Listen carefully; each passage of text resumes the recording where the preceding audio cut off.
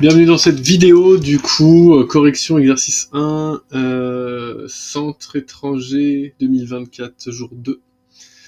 Un nouveau bac, un nouvel exercice proba, et celui-ci semble un peu spécial. Du coup, pour ceux qui ne me connaissent pas, je m'appelle Damien Frété, je suis prof privé depuis maintenant 10 ans, j'ai aidé plus d'une centaine d'élèves à booster leurs résultats au bac, à avoir jusqu'à 16.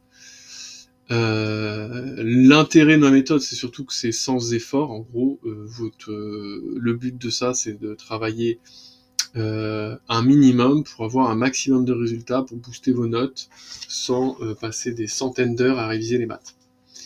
Il faut comprendre que les exercices type bac sont toujours un peu du même style. Celui-ci est un peu différent, on va voir aujourd'hui pourquoi. Si vous avez besoin d'aide, vous pouvez réserver un appel avec moi dans la description.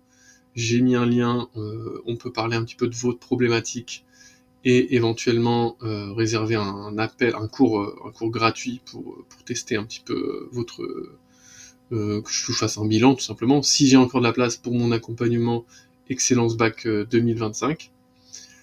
Et si vous voulez, vous pouvez dès maintenant télécharger un PDF avec les 30 questions-réponses qui vous permettent de vous entraîner pour le bac, de savoir si vous avez déjà les notions de base, si vous êtes au niveau sur des questions qui tombent tout le temps au bac, du coup à savoir absolument. C'est parti, on va dépouiller rapidement l'exercice. Nombre de tirages possible, déterminer un nombre de tirages sans répétition. Ok, on déduit le nombre de tirages, putain, c'est assez spécial.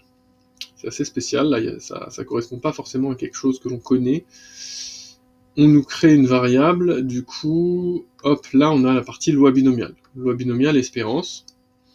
Et après, visiblement, on somme les variables, du coup là va falloir... Donc là c'est vraiment du truc un peu spécifique. Donc là on peut pas dépouiller comme d'habitude l'exoproba. Ça arrive de temps en temps qu'un exercice dans les 4 que vous allez avoir est totalement différent de ce que vous avez l'habitude de faire. C'est pour ça que l'intérêt, c'est vraiment de bosser les 4 thèmes. Donc géo, proba, suite et fonction, de manière à comprendre la construction des exercices. Comme ça, si vous tombez sur un exercice type, vous pouvez avoir 5 points sur 5. Et il y a de fortes chances qu'il y ait déjà 2 exercices types, comme ça vous avez 10 sur 20. Et ensuite, l'un des 2 autres un peu différent. L'exofonction, si vous n'êtes pas trop fort en fonction, vous aurez la moitié des points. Et donc vous pouvez avoir 15, voilà, la moitié des points aux 2 exos, plus 5 sur 5. Ou tout simplement, si vous tombez sur un type bac vraiment standard, alors là vous pouvez avoir entre 16 et 20, si vous suivez ma méthode à la lettre, et surtout avec mes conseils, si vous avez besoin de conseils, vous pouvez me poser des questions en commentaire, ou m'appeler, comme on l'a dit juste avant. Donc, c'est parti. Alors on lit l'énoncé, celui-ci est un peu spécial, donc on va bien prendre le temps de bien lire. Un sac opaque contient 8 jetons numérotés de 1 à 8. Ok. Donc j'ai un sac et j'ai 8 jetons. 5, 6, 7, 8. Ok. Indécernable au toucher, ok. À 3 reprises, un joueur pioche un jeton dans le sac. Ok, il note son numéro, puis le remet. Donc c'est avec remise. Donc à chaque fois, on repart avec la même chance de retirer la même chose. Dans ce contexte, on appelle tirage la liste ordonnée. Ok, de quel ordre? Pardon. Par exemple, si le joueur pioche le jeton numéro 4, puis le jeton numéro 5, puis le jeton numéro 1, ça fera 4, 5, 1. Très bien, ils ont donné un exemple, ils sont cool. Déterminer le nombre de tirages possibles. Ah bah en fait, faut imaginer que on a une première épreuve où il y a 8 possibilités, okay, une deuxième où il y en a 8 après avoir eu un jeton, et une troisième où il y en a 8 aussi après avoir eu un autre jeton. Du coup, ça veut dire que c'est 8 fois 8 fois 8. Oui, j'ai dit 8 comme ça, mais c'est 8. Donc je pense qu'il y a ça comme possibilité. Ensuite, donc je vous laisse calculer et mettre le truc en description. Donc c'est déterminer le nombre de tirages sans répétition de numéros. Cette fois-ci, ça serait 8, mais comme on a déjà pioché un numéro, on n'a pas le droit de le répéter, donc il en reste plus que 7, et ensuite il en reste plus que 6. Je dois avoir un rapport avec le chapitre dénombrement, ça je pense. En déduire le nombre de tirages contenant au moins une répétition de numéros. Ah, ok, d'accord. Du coup, ça veut dire que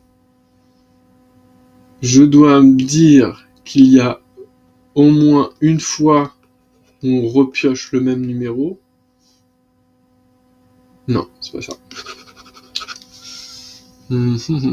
Est-ce que c'est le truc? Ah, c'est intéressant ça. Je sais pas exactement ce qu'ils veulent que vous utilisiez à cet endroit-là. Bah écoutez, on va réfléchir tranquillement. Du coup, je pense que, genre là, mettons, j'ai le choix entre 1 et 8. J'ai pas le choix, voilà, je pioche un numéro, donc j'ai une chance sur 8 d'avoir un numéro. Ensuite, je veux exactement le même. Du coup, j'ai qu'une possibilité. Genre, si j'ai posé 8, faut que je pose 8. Si j'ai 7, faut que ce soit 7. C'est encore la même chose. Donc, je pense que c'est x1. Et ensuite, ça serait fois, on s'en bat les couilles, donc 8. Voilà. Du coup, ça doit être 8 x 8, ça doit être 64. C'est une bonne question. Bah écoutez, vous me direz si vous êtes d'accord avec ça, si vous avez trouvé la même chose, et vous direz le résultat de ces trois trucs en commentaire. Si vous avez des questions là-dessus, vous n'hésitez pas, je ferai éventuellement. C'est rare les exos sur le dénombrement. Du coup, je pourrais faire une vidéo récap ce qu'il faut savoir faire pour le dénombrement. Je sais que c'est un chapitre qui vous pose problème, donc on verra ça. Voilà, je pense que c'est ça, c'est assez rapide, ils sont pas trop méchants, ils pourraient être beaucoup plus méchants. Établir la loi de proba de la variable x, bah du coup c'est sûrement... Ah bah non, c'est pas une loi binomiale, puisque là il y a plusieurs cas possibles. X, c'est la variable aléatoire égale au numéro du premier jeton, x2, celle au numéro du deuxième jeton, x3, celle égale au numéro du troisième jeton. Ok. Du coup, si on veut faire une loi de probabilité standard, on doit mettre les xi et les pi. Donc xi, c'est les issues, donc 1, 2, 3, en fait c'est la valeur des jetons, tout simplement. 6, 7 et 8. Ok, c'est pas ouf mon tableau. Et la proba de chaque issue, donc 1 sur 8, parce qu'on a autant de chances de piocher n'importe quel jeton. C'est équiprobable d'ailleurs. Un petit vocabulaire à connaître. Tac, tac, tac. Bon, je pense que c'est tout. Donc PI, c'est P de X1 égale XI. Bah voilà, c'est tout. Ça, c'est chelou. Hein. Ouais. Et du coup, bah pour X2 et X3, c'est la même chose, parce que forcément, ils suivent la même loi de probabilité. Déterminer l'espérance de la variable X1. Ok, bah l'espérance de X1, c'est ça fois ça, plus ça fois ça, plus ça fois ça, plus ça fois ça, etc. C'est la moyenne de ce truc-là. Bon, sachant que c'est équiprobable, ça doit être 1 sur 8 fois 1 plus ça, plus ça, plus ça, plus ça. Ouais, ça doit être ça.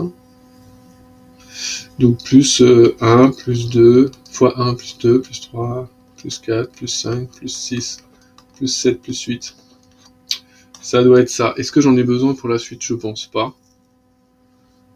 L'espérance... Ah si, j'en ai besoin après. Bon, je vais vous laisser calculer quand même. Moi, je dirais ça. Ça a l'air pas mal. Ça me fait un truc divisé par 8. Oui, ça doit être autour de 4, donc ça a l'air d'être logique. Déterminer l'espérance de la variable, ça c'est bon. Ok, ensuite S, c'est la somme des trois. Ça va. Du coup, l'espérance de S, bah, c'est tout simplement la somme des espérances. Voilà, tout bête. Du coup, ça veut dire que espérance de S, c'est espérance au détail de x1 plus x2 plus x3. Et on a le droit de couper l'espérance, donc ça fera E de x1 plus E de x2 plus E de x3. Et comme c'est 3 fois la même, bah, c'est 3 fois E de x1. Donc ce sera 3 fois ce que vous avez trouvé juste avant. Je vous laisse également la mettre en commentaire. Et je vous validerai si c'est juste. Easy, hein. Pour l'instant, easy peasy l'exercice. Putain, ça va être ma vidéo la plus courte. Peut-être pas, mais déterminer P de S égale 24. Ah, là, ça devient un peu plus intéressant. Donc, P de S, okay, égale 24. Pour que P de S égale 24, il faut tout simplement que la somme des 3 chiffres fasse 24. Okay. Donc on a 8, 1, 2, 3, 4, 5, 6, 7, 8, ok, 8 possibilités. Quels sont les cas, tout simplement, où on peut, après 3 tirages, avoir 24? Est-ce que si je fais 3 plus 2 plus 5, ça me fait 24? Non, ça marche pas. Si je fais 7 plus 7 plus 7, ça fait 3 fois 7, 21, ça marche pas. Donc ça veut dire que c'est 8. 8 plus 8 plus 8, ça fait 24. Donc il n'y a que le cas où j'ai que des 8 d'affilée.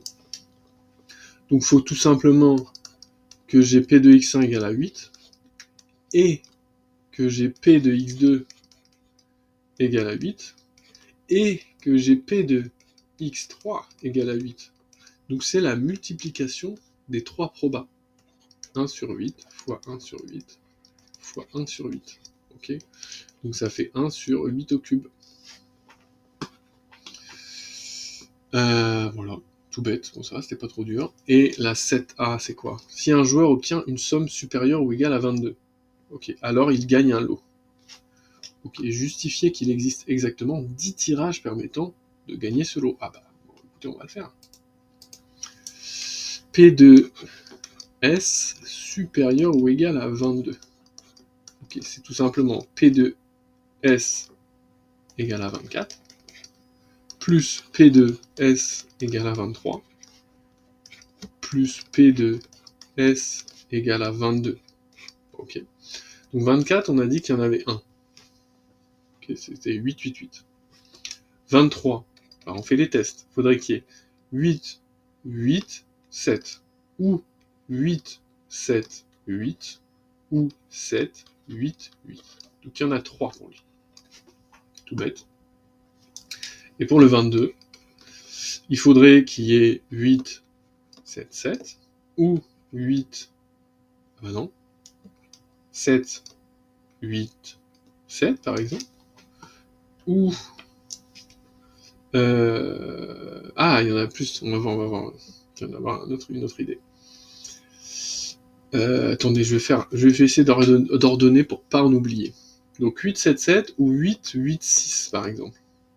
En gros, il faut qu'il y ait 2 en moins. Ensuite, donc là j'ai fait avec 8 à gauche. Je continue avec 8 à gauche. 8, est-ce que je peux faire autre chose? Non, je suis bloqué. Du coup, c'est bon. Ensuite, je vais faire, par exemple, le cas où j'ai 8 à droite. C'est 7, 7, 8. Ok. 6, 8, 8. Ok. Ah, bah j'avais aussi le cas 8, 6, 8. Ok. Donc ici, j'ai 8, 6, 8. Ok, ça me fait 6 cas. Et eux, ils aimeraient que j'en ai 10 en tout. Donc là, j'en ai 6, 7, 8, 9, 10. Bah, il y a de grandes chances que je sois bon. Que j'ai pas d'autre choix possible. Donc je m'arrête là, je me prends pas la tête. Réfléchir, mais ouais, on l'a mis au milieu. Ah, bah là, j'ai mis 2 fois le même. Ah, du coup, c'est pas bon. Du coup, ça veut dire qu'il y en a un autre. Quel pourrait être l'autre? Ah bah, c'est celui-là que j'ai voulu noter tout à l'heure. 7, 8, 7. Ok, c'est quand il y a les 8 au milieu, sachant qu'on l'a déjà fait là. Voilà. Tout bête. J'ai tous mes cas, donc là, il y en a 6. 1, 2, 3, 1, ça fait bien 10. On pourrait écrire, par exemple, si on veut écrire, donc P de S égale machin, bah du coup, attends, c'est le nombre de cas, c'est ça, ouais, il suffit qu'il existe 10 tirages, ok, en déduire la probabilité, ah, voilà. Donc si j'ai 10 tirages, j'en déduis la probabilité, bah c'est 10 sur 8 puissance 3. Tout bête. Et il était étrangement facile. Bon, écoutez, si vous avez des questions, posez-les en commentaire. N'hésitez pas à mettre un petit like si ça vous a aidé, à vous abonner, comme ça vous avez toutes les autres vidéos qui vont sortir. Et bon courage pour vos révisions.